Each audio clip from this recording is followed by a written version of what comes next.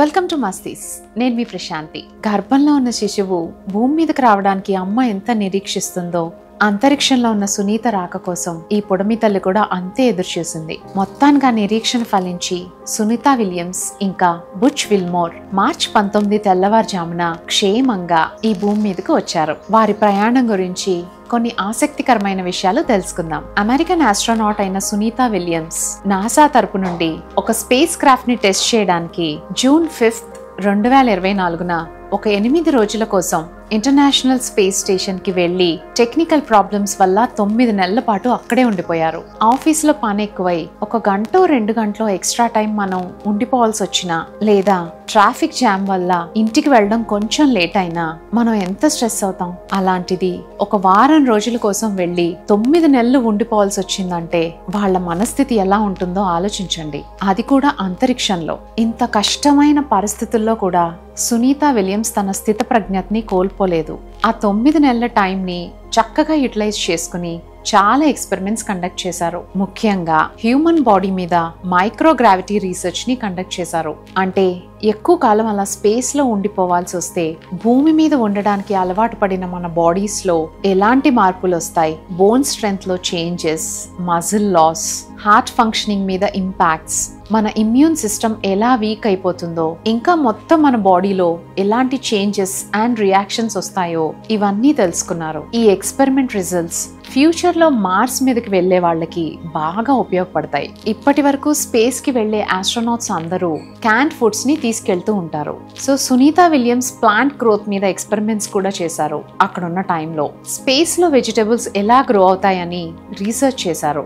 Next time space లోకి వెళ్లే astronauts కి ఫ్రెష్ వెజిటబుల్స్ తినే అవకాశం ఉంటుంది. మనం ఇక్కడ పార్క్ లో వాకింగ్ కి వెళ్ళినట్టు సునీత విలియమ్స్ తనతో ఉన్న ఆస్ట్రోనాట్స్ తో కలిసి స్పేస్ వాక్ చేశారు. అలా చేసినప్పుడు ISS కి సంబంధించిన ఎక్విప్మెంట్ కూడా రిపేర్ చేశారు. అంటే స్పేస్ స్టేషన్ లో ఉండే టెలిస్కోప్ కి ఫిల్టర్స్ మార్చడం, అవుట్డేటెడ్ రేడియో ఎక్విప్మెంట్ ని తీసేయడం, డాకింగ్ అడాప్టర్ లో రిఫ్లెక్టర్ డివైస్ మార్చడం మొదలైన మెయింటెనెన్స్ ఇష్యూస్ అన్ని రిజాల్వ్ చేశారు. మొత్తం 9 నెలల టైంలో సునీత గారు 9 స్పేస్ వాక్స్ కంప్లీట్ చేశారు. అంటే 62 గంటలకు పైనే, విచ్ ఇస్ ఎ రికార్డ్. ఇంకా భూమి మీద ఉన్న రీసెర్చర్స్ తో అండ్ స్టూడెంట్స్ తో కూడా వీడియో కాల్స్ లో మాట్లాడారు. అక్కడ స్పేస్ లో లైఫ్ గురించి ఎడ్యుకేషనల్ సెషన్స్ కండక్ట్ చేశారు.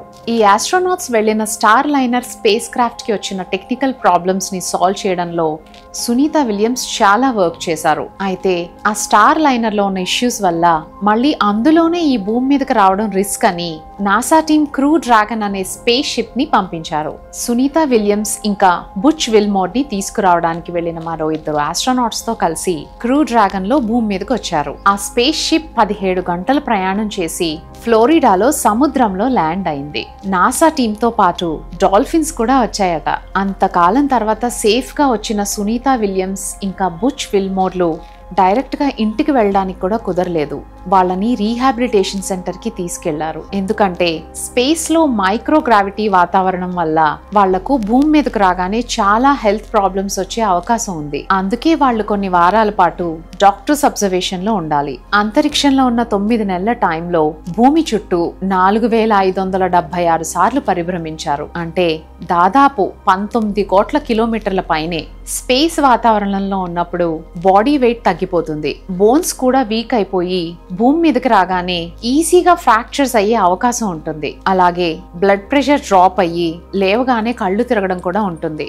బ్యాలెన్స్ ఇష్యూస్ కూడా ఎక్కువగానే ఉంటాయి. మనం ఏదైనా థీమ్ పార్క్ కో లేదా ఎగ్జిబిషన్ కో వెళ్తే జాయింట్ వీల్, రంగుల రాట్నం లాంటివి ఎక్కుతాం. అవి దిగ్గానే మనకి ఎలా ఉంటుంది, కొంతసేపటి వరకు ఇంకా అలా తిరుగుతున్నట్టే ఉంటుంది కదా. అలాగే స్పేస్ లో ఉన్నప్పుడు జీరో గ్రావిటీ వల్ల ఆస్ట్రోనాట్స్ గాల్లో తేలుతూనే ఉంటారు. సో వాళ్ళకి భూమి మీదకి రాగానే మళ్ళీ నడవడంలో బ్యాలెన్స్ ఇష్యూస్ వస్తాయి. స్పేస్ లో ఉన్నప్పుడు ఐ ప్రెషర్ లో చేంజెస్ వల్ల విజన్ ప్రాబ్లమ్స్ కూడా వస్తాయి. మనం అమెరికా నుండి ఇండియా వచ్చినప్పుడు టైం డిఫరెన్స్ వల్ల జెట్ లాగ్ ఉంటుంది. అడ్జస్ట్ అవడానికి మనకి అట్లీస్ట్ ఒక వారం రోజులైనా పడుతుంది. రోజుకి 16 సన్ రైజ్లు, సన్సెట్లు ఉంటాయి. మరి భూమి మీద వాతావరణానికి రీసెట్ అవడానికి ఆస్ట్రోనాట్స్ కి ఎంత టైం పడుతుందో ఆలోచించండి.